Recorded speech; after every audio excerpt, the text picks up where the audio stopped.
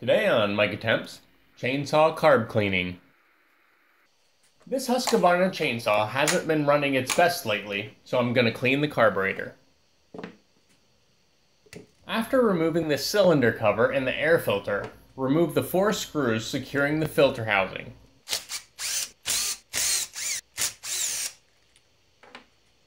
Use a screwdriver to free the bottom pins from the rubber vibration dampeners.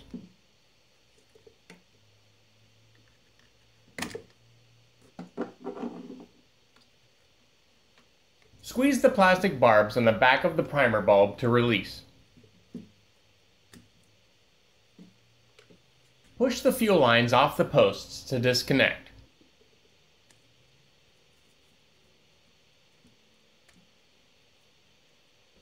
Pop out the throttle assembly and disconnect the rod from the side of the carb.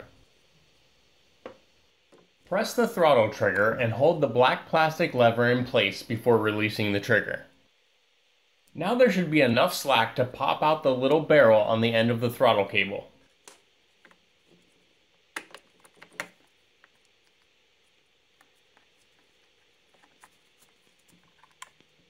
Remove the last fuel line and the carb is free.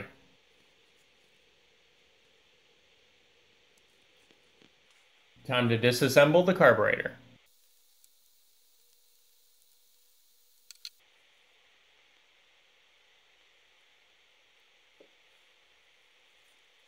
If you don't have a rebuild kit, it's important to be very gentle with the gaskets and diaphragms so they can be reused.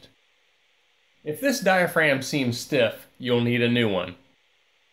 If you aren't replacing the gaskets and they don't easily release, just leave them in place to avoid damage.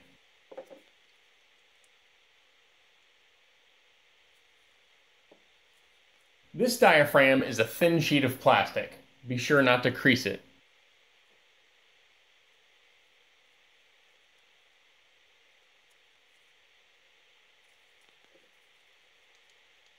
This screw secures the pin that the needle pivots on, and it's spring-loaded, so be careful not to lose any of these tiny pieces.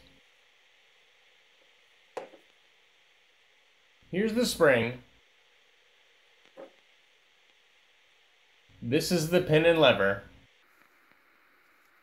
And there's the needle, which controls the flow of fuel into the carb.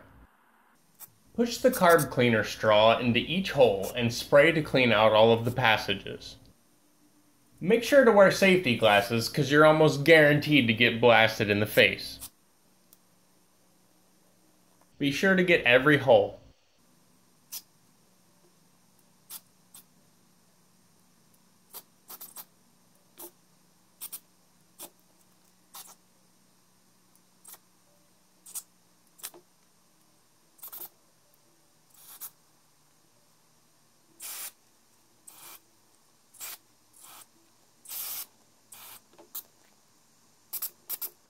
Use a pick to carefully remove the mesh screen.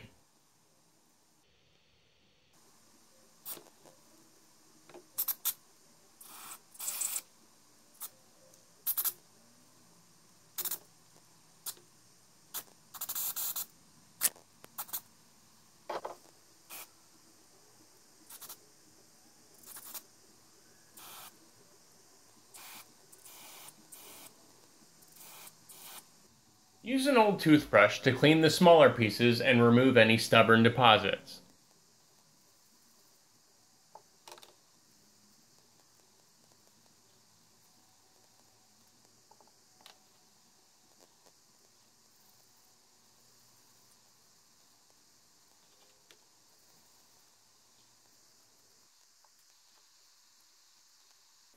I'm not sure if it matters, but I like to use something less harsh than carb cleaner for the diaphragms. The buildup is more obvious on this one.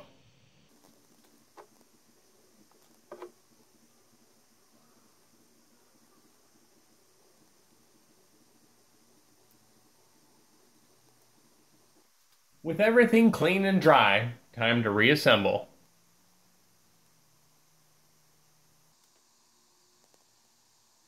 Use something blunt to tuck the screen down into place.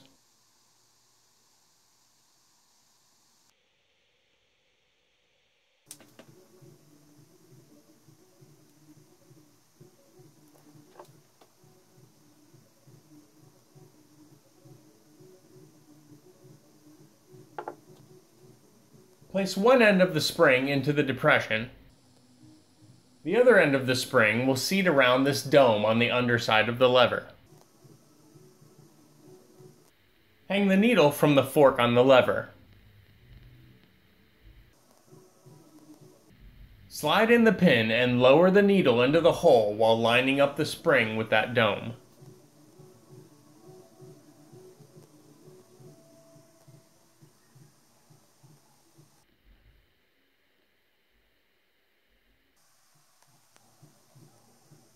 Hold the lever in place with one hand while securing the pin with the screw.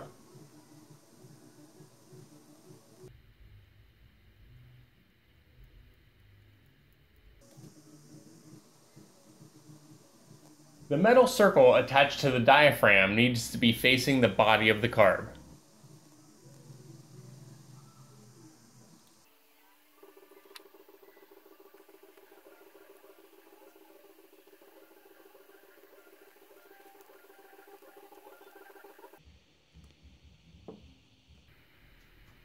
This port on the back of the carb goes in this hole down here. The port on the right side of the carb connects to this short fuel line coming from the tank. The throttle cable rides in this channel.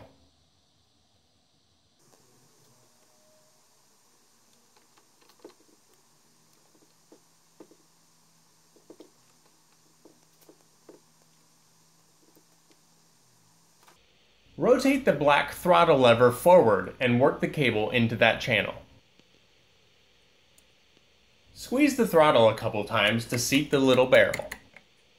The long return fuel line that runs behind the carb and goes down into the tank connects to the long post on the back of the primer bulb. And the short fuel line coming from the left side of the carb connects to the short post on the primer bulb. When you pump the primer, it pulls fuel from the tank through the carb and into the bulb. Excess fuel is pumped out of the bulb, through the return line, and back into the tank. Reconnect the throttle rod to the black plastic lever and pop the throttle assembly back into place. Pull the trigger to be sure the rod is connected properly and that the valve opens.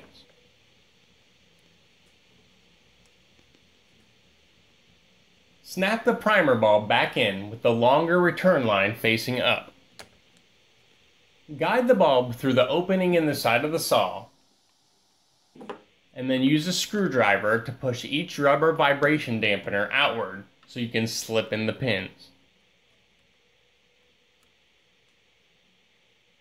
Squeeze the trigger again to be sure all pieces are in place and functioning properly. Make sure the back of the switch is catching the metal rod on the side of the carb before reinserting the 4 screws. Resecure the air filter, pop the top back on, and you're done. Feel free to rate this video, add your comments and questions below, and subscribe for more.